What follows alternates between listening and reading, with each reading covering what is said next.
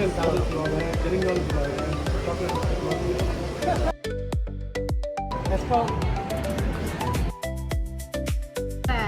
இவ்வளோ நெய் இருக்கும்னு நான் எதிர்பார்க்கல.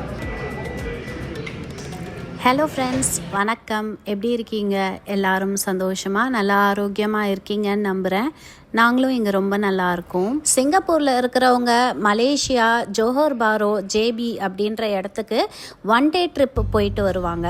இப்போ நீங்கள் பார்த்துக்கிட்டு இருக்கிறது உட்லண்ட்ஸ் செக் பாயிண்ட். எங்கள் வீட்டில் இருந்து இந்த உட்லண்ட்ஸ் செக் பாயிண்ட்க்கு ஒரு 10 நிமிஷத்தில் போயிடலாம்.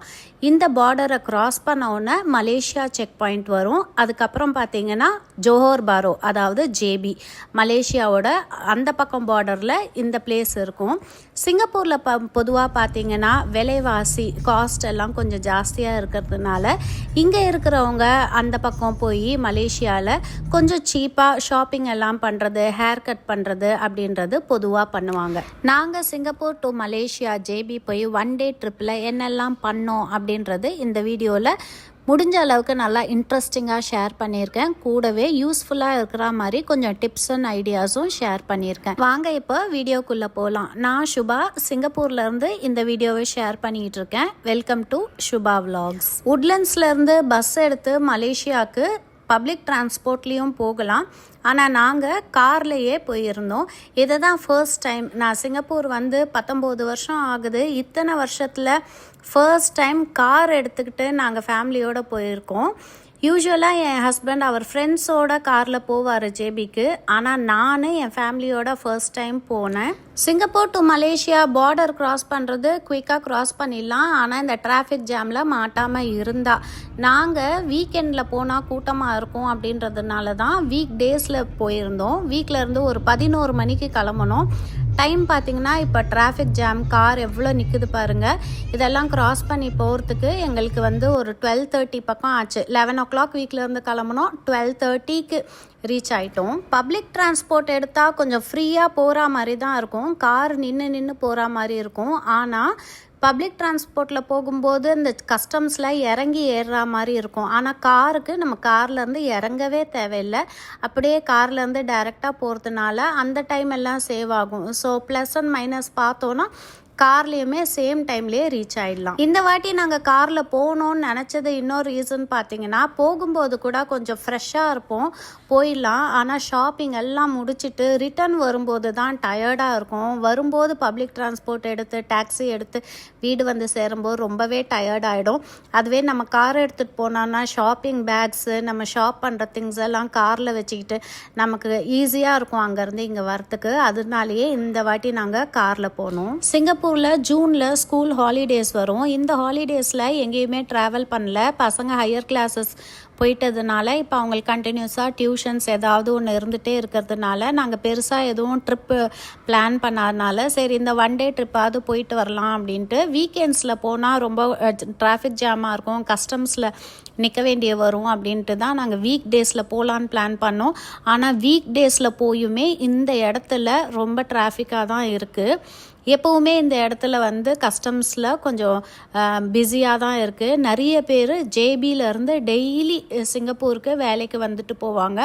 அது மாதிரி ஷாப்பிங் போகிறதெல்லாம் கூட சிங்கப்பூரில் இருக்கிறவங்க ஜேபிக்கு போவாங்க. அதனால் இது ரொம்ப பிஸியான ஒரு பிளேஸ். 12:30க்கு நாங்கள் ஜேபி வந்துட்டோம். ஃபஸ்ட்டு கேஎஸ்எல் மாலுக்கு தான் போயிருந்தோம். வீக்லேயே பிரேக்ஃபாஸ்ட்டுக்கு தோசை சாப்பிட்டுட்டு கிளம்பணும்.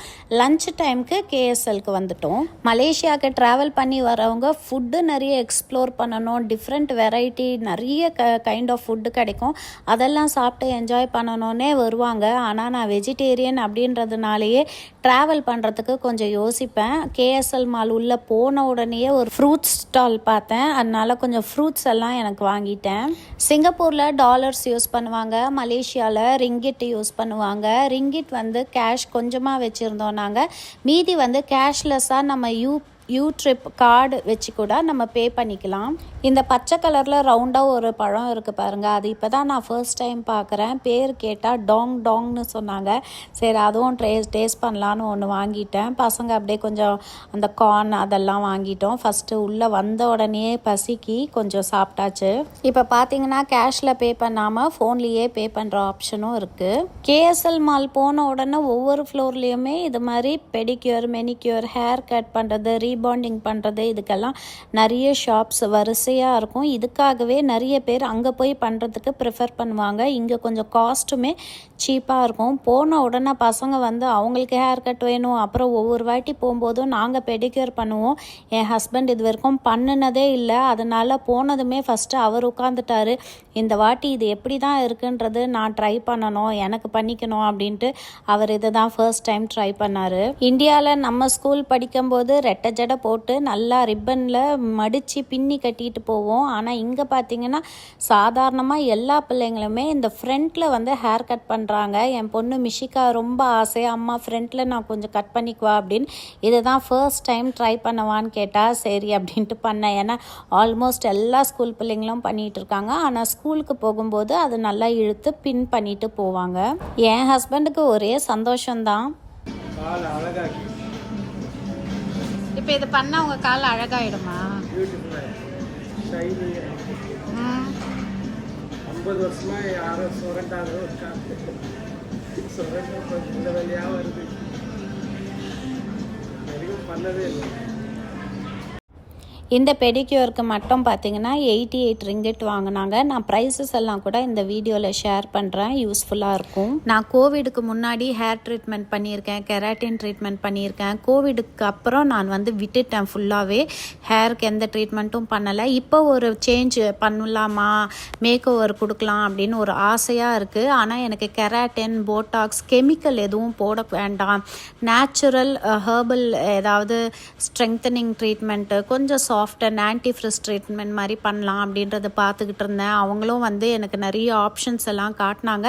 நானுமே கொஞ்சம் ரெஃபரன்ஸ் பார்த்துட்டு தான் வந்தேன். இருந்தாலுமே என்னால் அப்போ டிசைட் பண்ண முடியல. லன்ச் டைம் வேறு வந்துட்டதுனால இவங்க 3 பேரை மாற்றி மாற்றி பார்க்குறதுக்கு எனக்கு சரியாக இருந்தது. ஓகே, அவங்க ஹாப்பியாக இருக்காங்க. இது வந்து இன்னொரு பொண்ணு மிட்டுக்கு வந்து கொஞ்சம் ஹேர் கட் பண்ணிகிட்டு இருக்கா. அவளுக்கு வந்து ஒரு ஹேர் மாஸ்க் போட்டு ஹேர் வாஷ் பண்ணி ஹேர் கட் அப்புறம் ப்ளோ ட்ரை பண்ணி சீரம் எல்லாம் போட்டு செட் பண்ணி கொடுத்தாங்க. அதுக்கு 88 ரிங்கிட் வாங்கினாங்க. இவங்க 3 பேரையும் பார்க்குறதுக்கே சரியாக இருந்தது. இன்னும் நான் போய் உட்காந்தேன்னா ஒரு ஹேர் ட்ரீட்மெண்ட்டு 2 to 3 hours ஆகும். சரி, லஞ்சு சாப்பிட்டுட்டு யோசிக்கலாம் அப்படின்னு வந்தது தான், திரும்ப அங்கே போவே இல்லை. இதுதான் அந்த ஷாப்போட நேம் பாருங்கள். இது 2nd ஃப்ளோரில் இருக்குன்னு நினைக்கிறேன். அப்புறம் இன்னொருத்திக்கு ஃப்ரண்ட்டில் மட்டும் ஹேர் கட் பண்ணதுக்கு மிஷிகாவுக்கு 20 ரிங்கிட் வாங்கினாங்க. ஸோ டோட்டலாக இந்த ஷாப்பில் ஒரு பெடிக்யூர், ஒரு hair mask, hair cut, hair wash, flow try, அப்புறம் இன்னொருத்திக்கு ஒரு சின்ன ஹேர் கட்டு எல்லாம் சேர்த்து 196, ஆல்மோஸ்ட் ஒரு 200 ரிங்கிட் வந்தது. நாங்கள் பார்கெயின் எதுவும் பண்ணலை. மோஸ்ட்லி இந்த இடத்துல கொஞ்சம் பார்கெயின் பண்ணுவாங்க. எங்களுக்கு அந்த டேலண்ட் இல்லாததுனால நாங்கள் கொடுத்த அவங்க சொன்ன ப்ரைஸை அப்படியே பே பண்ணிட்டு தான் வந்தோம். நீங்கள் எவ்வளோ பே பண்ணலாம் அப்படின்றத கமெண்ட்ஸில் சொல்லுங்கள். இந்த ப்ரைஸ் ஓகேவா என்ன அப்படின்றதையும் கமெண்ட்ஸில் சொல்லுங்கள். அடுத்து நான் வேர் பண்ணியிருந்த ட்ரெஸ் பற்றினா கொஞ்சம் டீட்டெயில்ஸ் ஷேர் பண்ணுறேன். இந்த டாப்ஸ் நான் முஸ்தஃபாலேருந்து தான் எடுத்தேன். நமக்கு சில பேருக்கு இந்தியன் பாடி ஸ்ட்ரக்சர் பார்த்திங்கன்னா ஒவ்வொருத்தருக்கும் ஒவ்வொரு மாதிரி இருக்கும். வெஸ்டர்ன் ட்ரெஸ் போடணுன்னு ஆசையாக இருக்கும். ஆனால் ஷார்ட் டாப், ஜீன்ஸ் எல்லாம் போட்டால் நமக்கு கம்ஃபர்டபுள் ஃபீல் வராது. அதுவே இதில் பார்த்திங்கன்னா கொஞ்சம் அந்த இடுப்புக்கு கீழே கவர் ஆகிற மாதிரியே ஷார்ட் டாப்ஸ் மாதிரி இருக்குது. இதுக்கு ஜீன்ஸுமே போட்டுக்கலாம் பேர் பண்ணி. பார்க்குறதுக்கு ரொம்ப நீட்டாக இருக்கும். நமக்கு ஒரு கம்ஃபர்டபுள் ஃபீலும் இருக்கும். உங்களுக்கு வேணும்னா இங்கே கண்டிப்பாக போய் ட்ரை பண்ணி பாருங்கள். மலேசியா ஜேபி விலாகில் என்ன முஸ்தஃபாவோட வீடியோஸ் காட்டுறேன் அப்படின்னு நினைக்காதீங்க. இது ஷாப்பிங் விலாக் அப்படின்றதுனால இது உங்களுக்கு யூஸ்ஃபுல்லாக இருக்கும் அப்படின்ட்டு ஷேர் பண்ணியிருக்கேன். இந்த டாப்ஸ் எல்லாமே வந்து நல்ல பிராண்டடு மெட்டீரியல், ரொம்ப சாஃப்டாக ஃபைன் குவாலிட்டியில் எம்ப்ராய்டரியோட வருது. $19.90. இந்த டாப்பில் வயிற்றுக்கிட்ட கொஞ்சம் ஃப்ரில்ஸ் வர்றதுனால தொப்பை ஏதாவது இருந்தால் கூட அவ்வளோ பெருசாக தெரியாது. அதனால இந்த டாப் எடுத்திருந்தேன். இங்கே இருக்கிற எல்லா டாப்புமே $19.90 இருந்தது. பின்னாடியும் கொஞ்சம் கவர் ஆகிடுறதுனால போட்டுக்கிறதுக்கு கம்ஃபர்டபுளாக இருக்குது. ஓகே, சரி இருங்க, அடுத்தது போட்டு வரேன். இதில் நான் 2 டாப்பு, ஜீன்ஸ் எல்லாமே இங்கேருந்து தான் எடுத்தேன். பேஸ்மெண்ட் 1 லேடிஸ் கலெக்ஷன்ஸ் கிட்ட நிறைய கலெக்ஷன்ஸ் இருக்குது. அது இல்லாமல் 3rd ஃப்ளோர்லேயுமே லேடிஸ் செக்ஷனில் நிறைய கலெக்ஷன்ஸ் இருக்குது. கொஞ்சம் தேடி எடுக்கணும். பட் ஜீன்ஸ் பாருங்கள், எனக்கு எங்கேயுமே செட் ஆகாது. ஆனால் இங்கே தான் ஆனால் இதெல்லாம் கொஞ்சம் லூஸாக இருக்குது எல்லாமே. டாப் வேறு சைஸ் எடுக்கலாம். இது ரொம்ப லூஸாக இருக்குது. டாப்பு வேறு சைஸ் எடுக்கலாம். ஆனால் ஜீன்ஸ் எனக்கு எங்கேயுமே கிடைக்காது. இங்கே இருக்குது, நல்லா இருக்குது ஜீன்ஸ். சைஸ் இது மாதிரி வந்து 3/4 ஜீன்ஸும் இருக்குது. நல்லா சைஸ் எல்லாம் பாருங்க எவ்வளோ பெருசா ஏன்னா 44 இன்ச்சஸ் இது 44 இன்ச்சஸ். ஐயோ இங்க பாரு, இது பாருங்க 44 இன்ச்சஸ் ஜீன்ஸ்.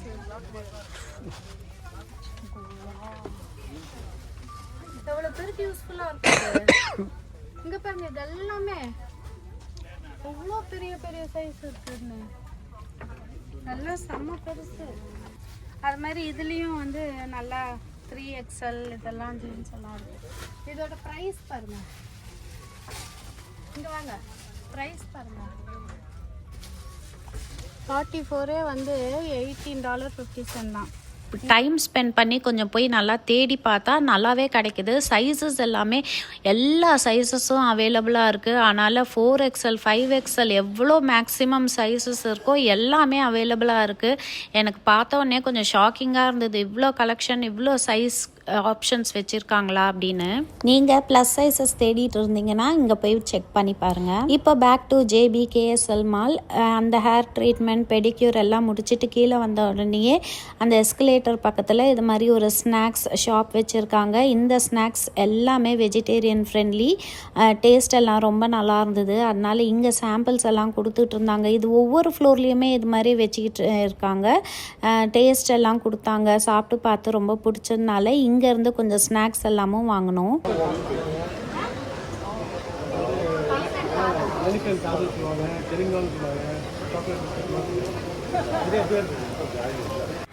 இந்த ஸ்நாக்ஸ் எதுவுமே எண்ணெயில் பொரிக்காமல் சன் ட்ரை ஏர் ட்ரை பண்ணியிருக்காங்க. கொஞ்சம் ஹெல்த்தியர் வெர்ஷனாக இருக்கும் அப்படின்னு சொல்லியிருந்தாங்க.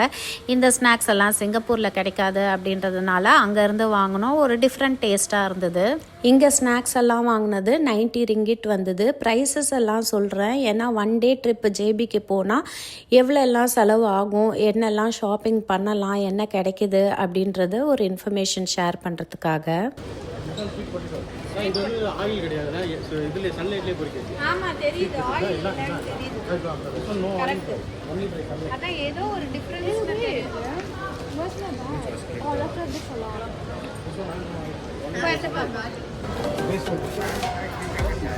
ஐயோ பன் வைபிமா இல்லை. அங்கே ஸ்நாக்ஸ் வாங்கிட்டு KSL மால்லையே கீழே வந்து பீட்சா ஹட் இருந்தது. லஞ்சுக்கு பீட்சா சாப்பிட்டுக்கலான்ட்டு இங்கே தான் போயிருந்தோம். JBக்கு போகிறதே மெயினாக பார்த்தீங்கன்னா அங்கே நான்வெஜ் எல்லாம் ஃபுட்டு நிறைய வெரைட்டியில் கிடைக்கும். நிறைய டிஃப்ரெண்ட்டாக சாப்பிட்டு எக்ஸ்ப்ளோர் பண்ணலாம் அப்படின்றதுக்காகவே போவாங்க.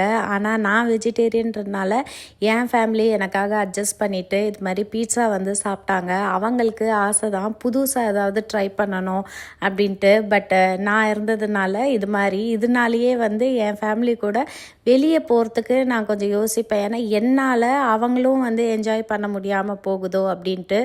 இதுவே நான்வெஜ் பிளேசஸ்க்கு போனால் எனக்கு கம்ஃபர்டபுளாக இருக்காது அப்படின்றதுனால என்னோடய கம்ஃபர்ட்காக அவங்க அட்ஜஸ்ட் பண்ணிப்பாங்க.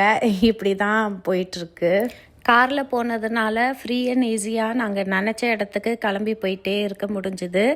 இதுதான் ஃபர்ஸ்ட் டைம் இல்லையா, அதனால் எனக்கு ரொம்ப எக்ஸைட்டடாக இருந்தது. அந்த இடம்லாம் பார்க்குறதுக்கு ஒரு இந்தியாக்கே போன வைப்ஸ் மாதிரி இருந்தது. இங்கே சிங்கப்பூரில் கொஞ்சம் டிஃப்ரெண்ட்டாக இருக்கும்.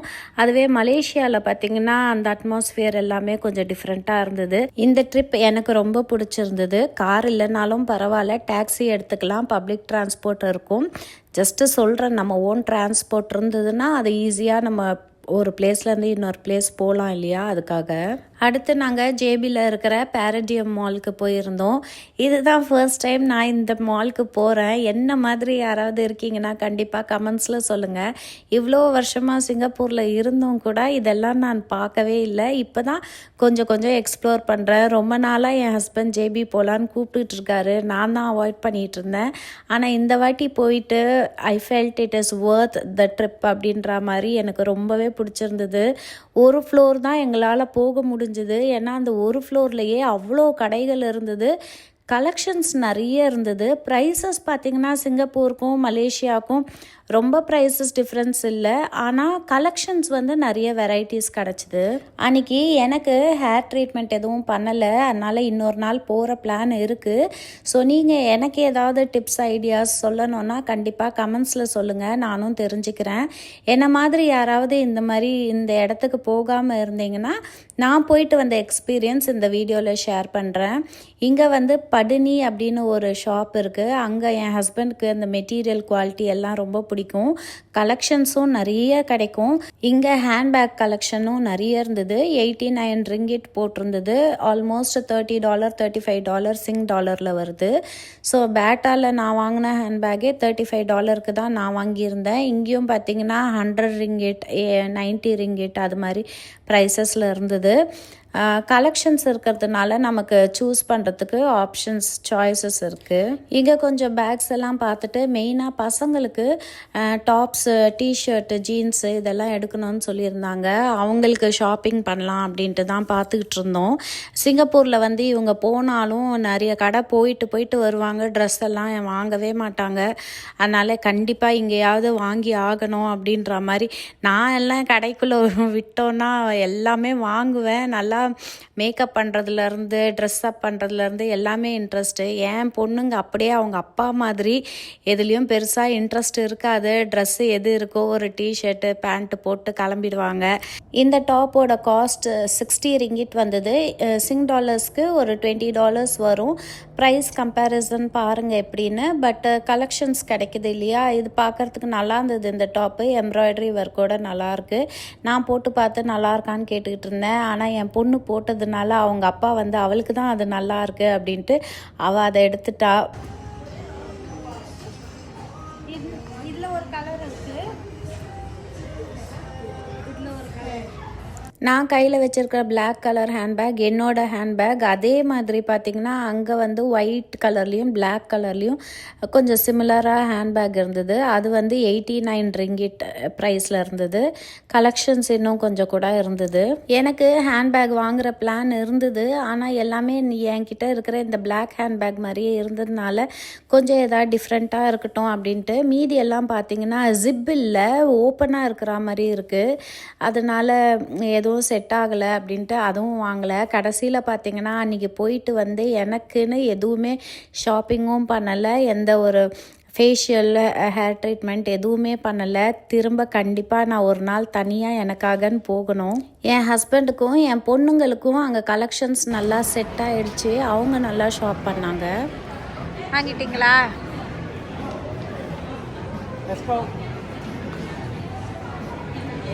பக்கத்துலேயே இந்த HLA அப்படின்ற ஒரு ஷாப் இருந்தது. இங்கே கலெக்ஷன்ஸ் அவ்வளோ சூப்பராக இருந்துச்சு. இது எப்படி இருக்குது? இது வேறு மெட்டீரியல்ஸ்மா பட்டர் மாதிரி, மெட்டீரியல் பட்டர் மாதிரி இருக்குது. இது பார்த்தீங்கன்னா ஒரு $55 $60 வருது. எப்படிங்க இருக்குது? ஓகே தான். இந்த மெட்டீரியலுக்கு இது இந்த இந்த இதுக்கு இது ஓகே தான். எல்லாமே மெட்டீரியல் இப்படி தாங்க இருக்குது. அதை எடுங்க. இது செம்மையாக இருக்குது. இதில் பார்க்குறதுக்கு, ஃபோனில் பார்க்குறதுக்கு செம்மையாக இருக்குது. இது எடுங்க, இந்த கலர் க்ரீன்.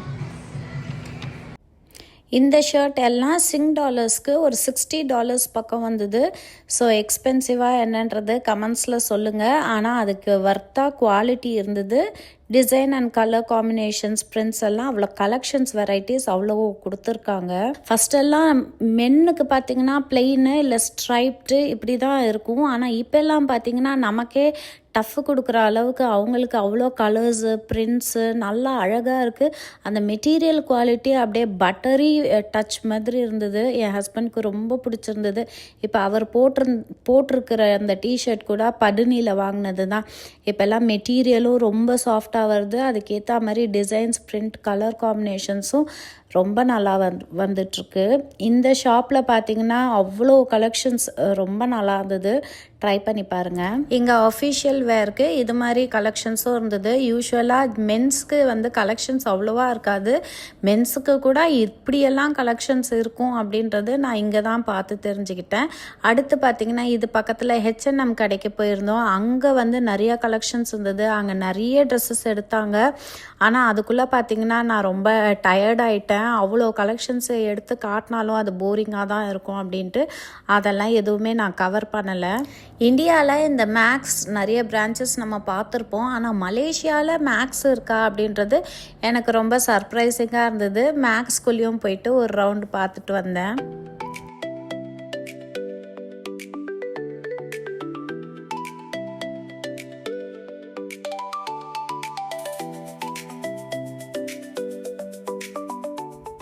பேரடியம் மால் சுற்றி பார்க்கவே எங்களுக்கு நைட் ஆகிடுச்சு. அடுத்து பார்த்திங்கன்னா இங்கே டம்போய் அது பக்கத்துலேயே தான் இந்த இடம் இருக்குது.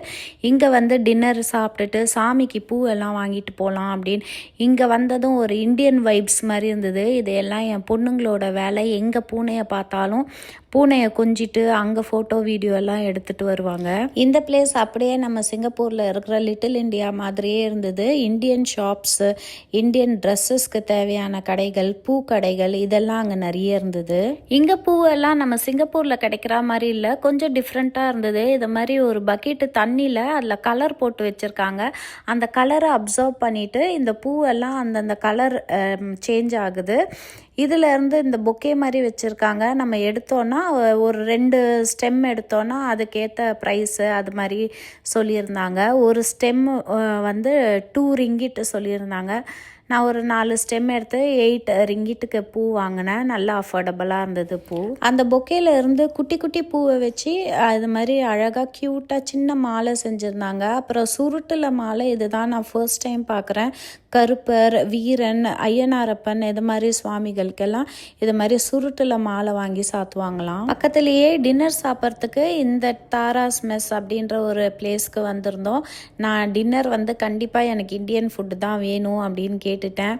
நீ வேற எதுவுமே ஷாப்பிங்கும் பண்ணலை, உனக்குன்னு எதுவுமே பண்ணிக்கல, நான் உனக்கு இந்தியன் ஃபுட்டும் வாங்கி கொடுக்கலன்னா இதை நீ சொல்லி சொல்லி காட்டுவ அப்படின்னு சொல்லிட்டு என்னை இங்கே கூட்டிகிட்டு வந்தாங்க. தட்டி இட்லி ஆர்டர் பண்ணியிருந்தேன். தட்டி இட்லியில் மிளகா பொடியெல்லாம் போட்டு நெய் அப்படியே மிதக்குது சூப்பராக.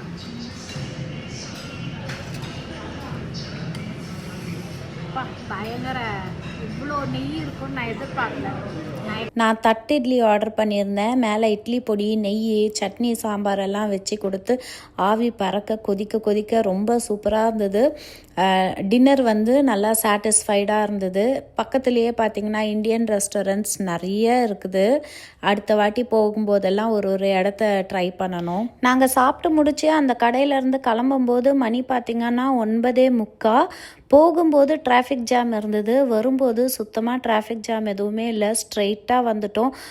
டக்குன்னு கஸ்டம்ஸ் கிளியர் பண்ணி இந்த பக்கம் வந்துட்டோம். 9:45 அங்கேருந்து கிளம்புனோம்.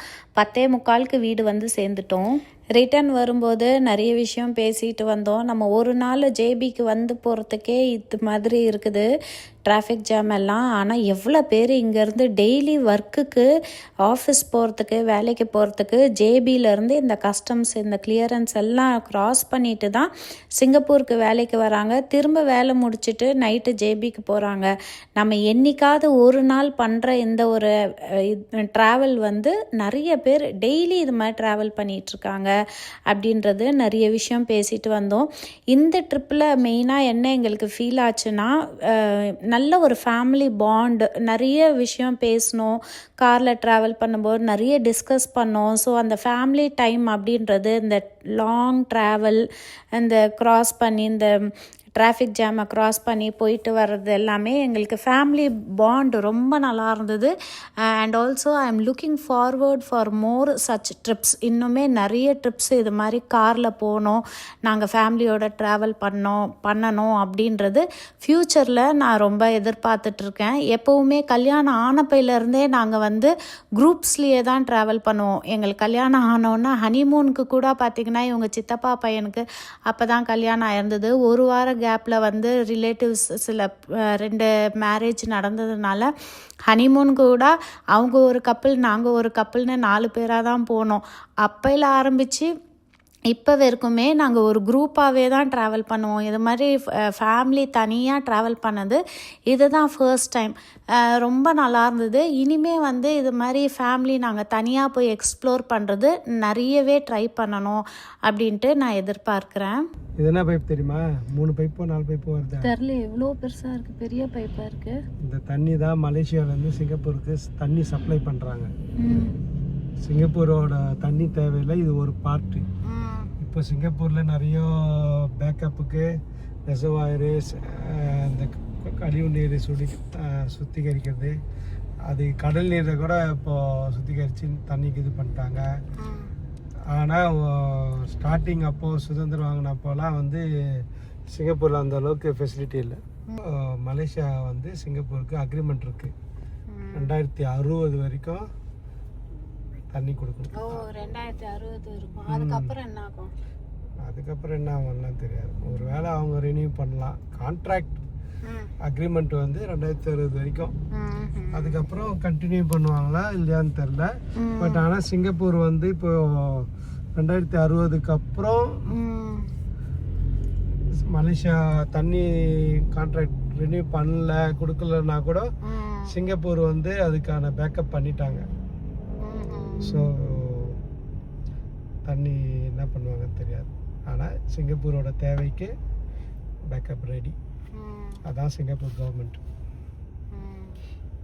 கொடுக்கலாம். எங்க இப்போ இந்த செக் பாயிண்ட்ல நம்ம பாஸ்போர்ட்டே கொடுக்கல. பாஸ்போர்ட் கொடுக்க தேவையில்ல. இப்போ நம்ம வந்து இங்கே மை ஐசிஏ ஆப்பில் போயிட்டு நம்மளுடைய பாஸ்போர்ட் டீட்டெயிலு எல்லாமே ஆட் பண்ணி, இப்போ நம்ம 4 பேர்னா 4 பேருக்கும் சேர்த்தா மாதிரி ஒரு குரூப் ஃபார்ம் பண்ணி, வாட்ஸ்அப் குரூப் மாரி இது வந்து ஒரு குரூப் ஃபார்ம் பண்ணி, அந்த குரூப்பில் வந்து குரூப்பை வந்து நம்ம QR கோடாக ஜென்ரேட் பண்ணிக்கலாம். ஸோ அந்த QR கோட் ஜென்ரேட் பண்ணி ரெடியாக வச்சுருந்தோம்னா செக் பாயிண்ட் வரும்போது இந்த QR கோடு போயிட்டு அங்கே ஒரு ஸ்கேனர் இருக்குது. அந்த QR கோடை ஸ்கேன் பண்ணோம்னா நம்மளோட பாஸ்போர்ட் டீட்டெயில், நம்மளோட டீட்டெயில் ஃபுல்லாகவே அந்த ஆஃபீஸர் வந்து அவங்க ஸ்க்ரீனில் பார்த்துருவாங்க. ஸோ அதனால் பாஸ்போர்ட் நம்மக்கிட்ட மேக்ஸிமம் வாங்கி பார்க்க மாட்டாங்க. ஏதாவது டவுட் இருந்தால் மட்டும்தான் பாஸ்போர்ட்டு வாங்கி பார்ப்பாங்க. பார்த்துட்டு சீக்கிரமாக கிளியர் பண்ணிடுவாங்க. இதனால் நம்ம ஃபாஸ்ட்டாக கிளியர் ஆகும். அதுக்காக தான் இது கொண்டு வந்திருக்காங்க. ஆனால் மலேசியாவில் போனோம்னா நம்ம பாஸ்போர்ட் கொடுத்து தான் ஆகணும். சிங்கப்பூரியன்ஸ்க்கு ரெட் பாஸ்போர்ட் வச்சுக்கிறவங்களுக்கு அது மாதிரி ஸ்கேன் பண்ணலாம். பட் ஆனால் இந்தியன் பாஸ்போர்ட் ஹோல்டர்லாம் ஸ்டில் பாஸ்போர்ட்டு கொடுத்து ஸ்கேன் அவங்க அதை கோ த்ரூ பண்ணி என்டோஸ் பண்ணால் தான் பண்ண முடியும். நல்ல ஆப்ஷனாக இருக்குது. ஏன்னா ஒவ்வொரு பாஸ்போர்ட்டும் கொடுத்து அவங்க செக் பண்ணி வாங்குறதுக்கு இது மாதிரி ஒரு QR கோடை ஸ்கேன் பண்ணி அவங்க இன்ஸ்டண்ட்டாக எல்லாரையுமே வெரிஃபை பண்ணி உடனே கிளியர் பண்ணி அனுப்புகிறாங்க. கிளியரன்ஸ் டக்குன்னு நடக்குது. ரொம்ப யூஸ்ஃபுல்லாக இருக்குது. ஆமாம், யார் தோணா ஆட் பண்ணலாம். இப்போ நம்ம ஃபேமிலி இதுன்னு இல்லை, இப்போ நம்ம கூட இன்னொரு யாரோ 2 ஃப்ரெண்டு நம்ம கூட போகிறாங்கன்னா அவங்களோட பாஸ்போர்ட் டீட்டெயிலாம் நம்ம கூட கிரியேட் பண்ணி, இப்போ ஃபார் எக்ஸாம்பிள் நம்ம வந்து ஒரு மலேசியா KL ட்ரிப்பு போகிறோன்னு வச்சுங்க, நானும் என்னுடைய ஒரு 4 ஃப்ரெண்டும் போகிறோன்னு வச்சுங்கன்னா அவங்களோட பாஸ்போர்ட் டீட்டெயிலாம் ஆட் பண்ணிவிட்டு என்னுடைய மை ஐசியில் ஆட் பண்ணிவிட்டு KL ட்ரிப் வித் ஃப்ரெண்ட்ஸ் அப்படின்னு ஒரு குரூப் ஃபார்ம் பண்ணிவிட்டு பண்ணிக்கலாம். சும்மா ஒரு எக்ஸாம்பிள் சொல்கிறேன். அது மாதிரி ஒரு பேரை போட்டுட்டு அந்த 5 பேர் என்னோட சேர்த்து 5 பேரோட சேர்த்து ஒரு QR கோட் ஜென்ரேட் பண்ணால் அதே மாதிரி ஸ்கேன் பண்ணிக்கலாம். ஸோ இது வந்து ஃபாஸ்டர் இமிக்ரேஷன் கிளியரன்ஸ்க்காக அவங்க ரெடி பண்ணி கொடுத்துருக்காங்க. ஸோ நல்ல சிஸ்டம். நைஸ்.